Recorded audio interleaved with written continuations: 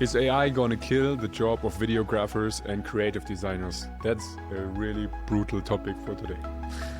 Yeah, big question. Is it gonna take our job? Is it gonna kill our agency?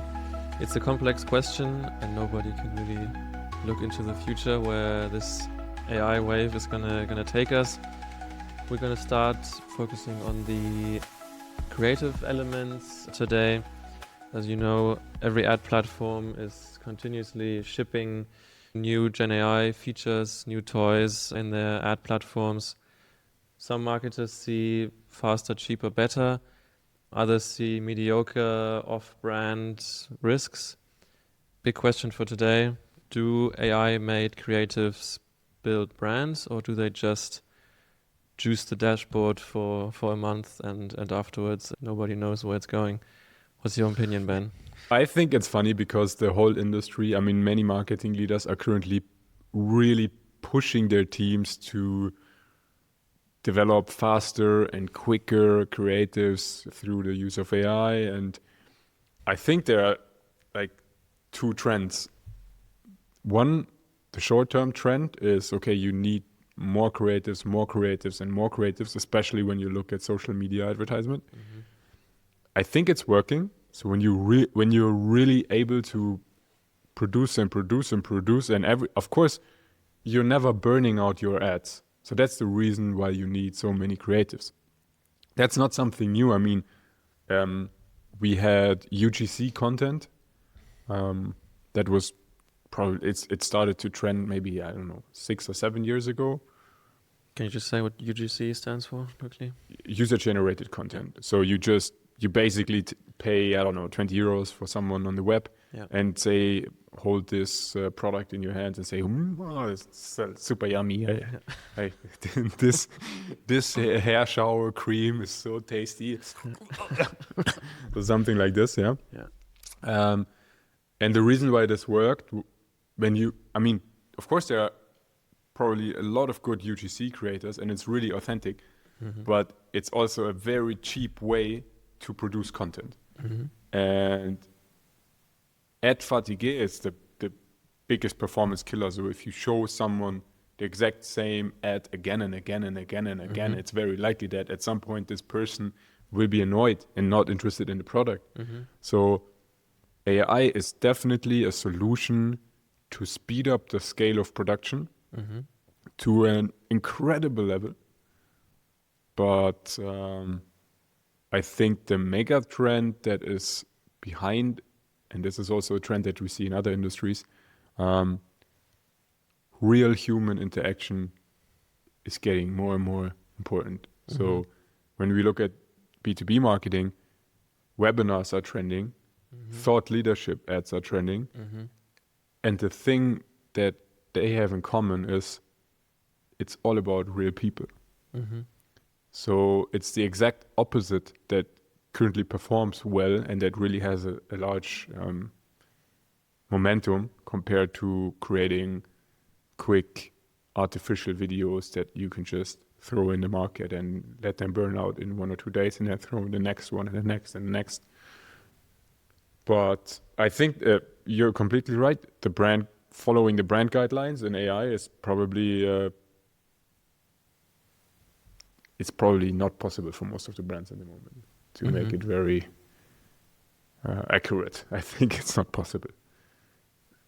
Yeah, for sure. I think many of these services, they're moving there in the direction, offering kind of these special tools and prompts so that it's kind of aligned with the brand. But of course, yeah, it's still never going to be completely aligned. Would you still say it makes sense for a website or a business to create their own ads? So say just very simple ads at the first stage before they come to the webinar stage or further along. For those simple meta ads, what's your experience? What's your experience with Meta's AI features, with Google's automated ad generations? I think it always depends on the budget of the campaign. So that's the main thing you should consider. When you have a campaign with a monthly budget of 5,000 euros, and the campaign is running for 3 months, then you should have a healthy share invested in the creative. And a healthy share is typically below 10%. Okay. So in this case, it should be something like 1,500 maximum investment. Why is it important to have a healthy share? Let's say your total campaign budget is 1,000 euros. If you have 1,000 euros of total budget, you cannot invest 1,500 euros in a creative. Yeah. So it's from the first moment on, it's not net positive, it's net negative, and no one has seen it. So when your budget is 1,000 euros, it totally makes sense that you think about, okay, how can a solution look like where I have to pay maximum 100 euros for the creative? And I think for this concept, it's a really good idea to consider AI. So for very, very small companies with a very compact budget, I think AI is a great solution. But let's take another example.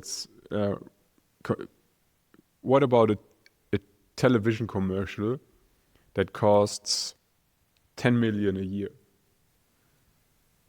Why in the hell should someone use an AI-generated content that at the moment doesn't look comparable good to a good production?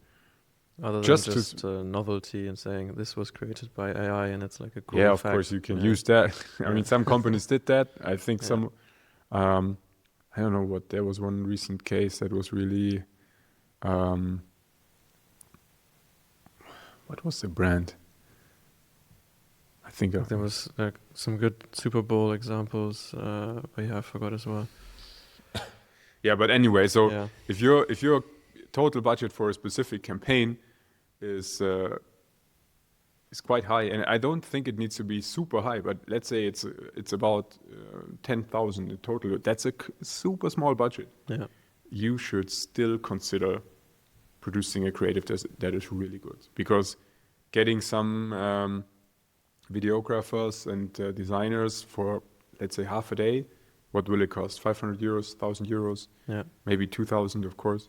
But it's very likely that it's possible to have a good share and a very good result. And when you think about the impact of using low quality ads, the impact is you will burn your values, your brand values. No one will see your company as an expert when you use super cheap AI generated photos where everyone looks like this.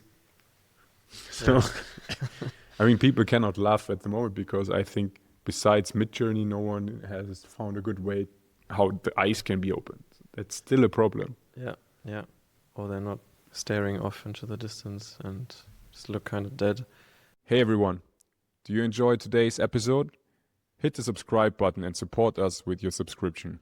We really appreciate your support. And now let's go back to the episode. So would you say, if we go back to the start, defining AI creatives, would you say it's at the moment still more productive to just use AI for human-made variations compared to just letting the AI take over the whole thing? So for example, like AMP banners having different, like using AI features there to have different variations of the same picture that was originally created by a human and aligned with brand guidelines, etc. I think there are multiple limitations. So the first one is already mentioned. It's definitely the budget. If you don't have enough budget, AI is a good solution, or it might be a good solution. The second one is time. If you need a good explainer video for a company that sells software for construction industry, and you have to show the product on the construction site with multiple people that are in the video, it will take time. So if your campaign needs to go live tomorrow, you can consider AI, but the trade-off is you will probably burn the brand a little bit. So these are the two things. And I think one project scope that is very well suited for AI is the product that was previously done with stock images or stock video, because of course there's good stock video and there are good stock videos and good stock images, but Yeah, typically, I mean, I was always, or I think I was very often able to see when an advertiser was deciding, okay, we do this with stock image. And sometimes I'm surprised. There's one, creative. I don't want to. I don't know if I can say it. I think it's Dell, the computer manufacturer. They have their advertising with a lot of stock images, and I really don't get it. Why? I know these images from so many ads, and I see them on the airport where there's really a heavy investment behind it. I ask myself, why are you doing this? Come on, it's like 2,000 euros of photo shooting. You have great results that I will not see as stock footage. Yeah. No, it makes sense. So that's, would you say that would be an area where it would make sense to shift, or why did you bring? Yeah, I think if you have previously worked with stock footage for Dell, it seems like it's working for them. I don't know the revenues they generate from that. I think it's for brand marketing quite difficult to measure that. But if they are successful with stock images for already a longer period of time, I think they can also be successful with maybe not the cheapest model from ChatGPT, but with Midjourney, for example.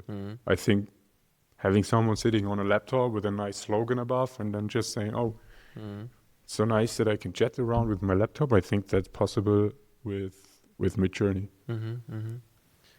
And how do you see it in the data, the changes or the difference between an completely strictly human-generated ad and creative compared to a PMax and automated with a Gen AI image, etc., creative attached? Where do you see the difference in performance, and what's your experience? Well, I think it's there's not a one-fits-all answer for that. I mean, performance measurement of AI-generated content is super difficult. You can either do an A/B test. That might be, let's take PMax, for example. It's super difficult because Google installed PMax, and whenever you see an ad account where someone has a PMax turned on, it just sucks all the traffic that is really valuable. So the PMax looks good, and all other campaigns look bad. But it's difficult to say, well, now the PMax is good, because when you turn off the PMax, then all other campaigns perform well again.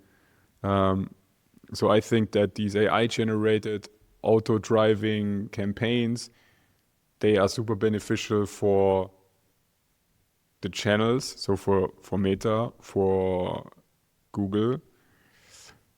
They are also beneficial for very small advertisers if you cannot really afford to produce creatives. I think for most of the more mature companies, these solutions are tricky. I mean, there are some edge cases where it's probably also a good idea to test it, and also probably some companies that are really having good results with these formats.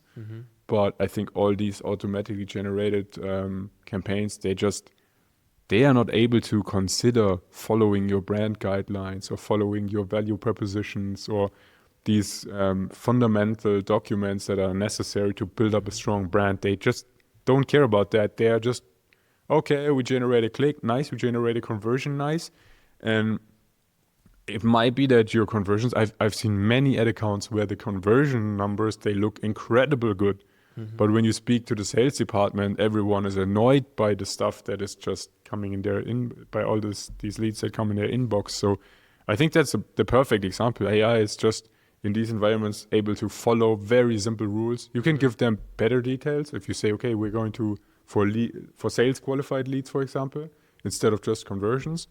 It will improve that, but then it can still be that AI just changes the headline somehow misleading, that they generate leads. And so I think overall, I would be careful, but test a lot. So testing is always a great idea. So to me, it feels like these features and these ad platforms like Google and Meta are now best suited with these AI features for kind of a small shop around the corner, and not so much for these big brands, big corporations globally. I mean, I'm newer to the marketing world than you are. Maybe you know this, but surely from a revenue perspective, that's not the case, right? On each ad platform, these big brands are more important for Meta I think it and depends. Google, right? I think it depends. Is it just that at the moment these features and the AI models behind it are not there yet to accommodate these big brands? Because now it feels kind of more tailor-made for them than for us, where they can say, oh, I've made my own pillow, I want to put it on Meta, click one button, it's done, 1,000 ads created, it's everywhere. Yeah, I think that's exactly the case. So, but it's of course also the question, what's the general investment? So the best solution you can have at the moment when you want to have good creatives is smart people who are able to leverage AI. Mm-hmm. I think that's already common sense that that's the case. And now the question for a company is, how many people can we afford in combination with AI?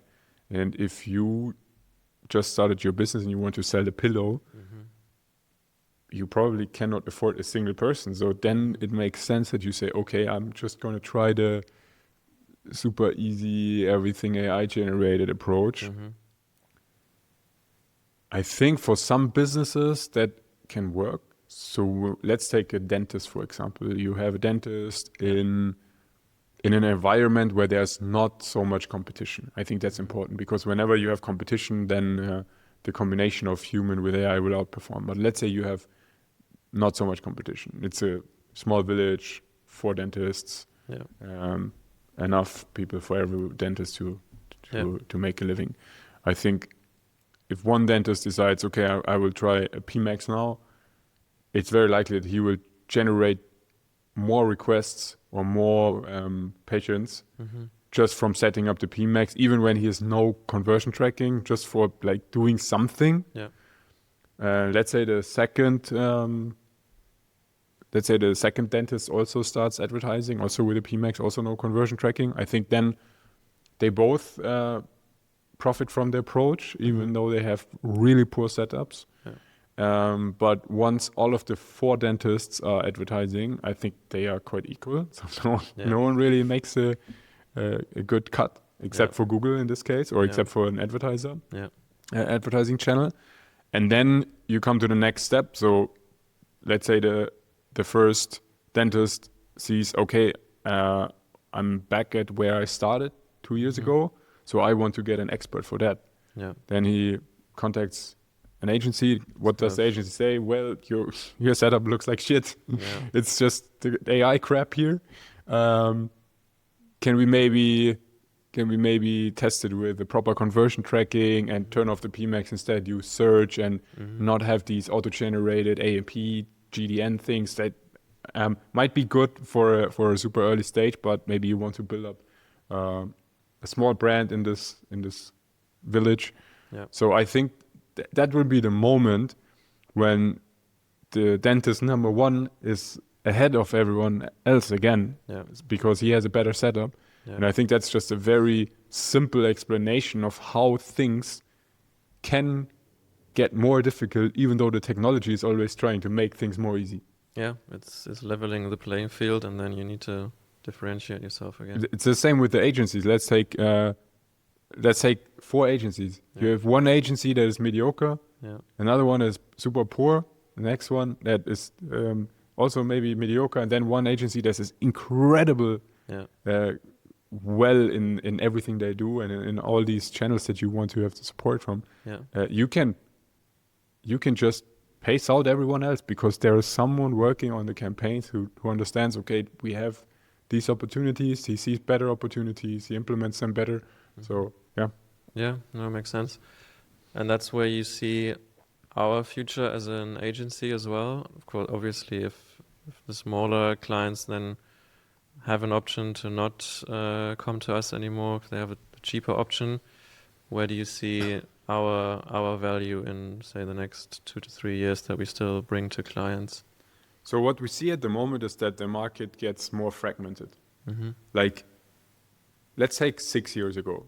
Yeah. 6 years ago, when someone asked you, what should I do for my digital advertising? The answer was Google and try Meta. Yeah. Okay, that was 6 years ago. When we look at this answer today, it would be a lot more difficult because actually it truly makes a difference if you are B2B or B2C. You can choose between LinkedIn, Reddit, podcast advertising.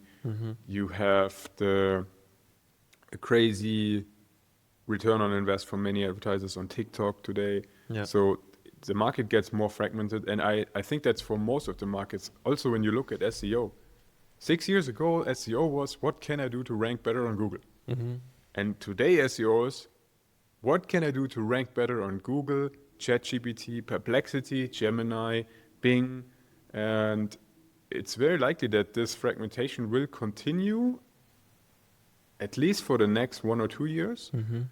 And for many of those channels, the expertise is still not fully developed. So we already had one episode about SEO. Yeah. I think that's the best example. So you can definitely do stuff that is completely irrelevant now. Yeah, of course. So where do I see ourselves? So it's actually a very simple description I also give to all the juniors always. The World Wide Web is a jungle.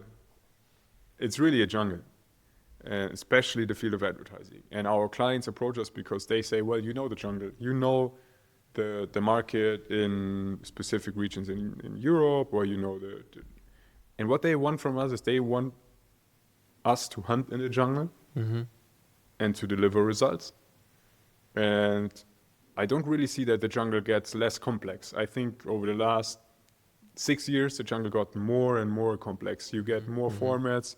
The way of monetizing all these platforms is increasing because the big techs, they know that they want to make more money. So the way they make more money is by, of course, monetizing it more.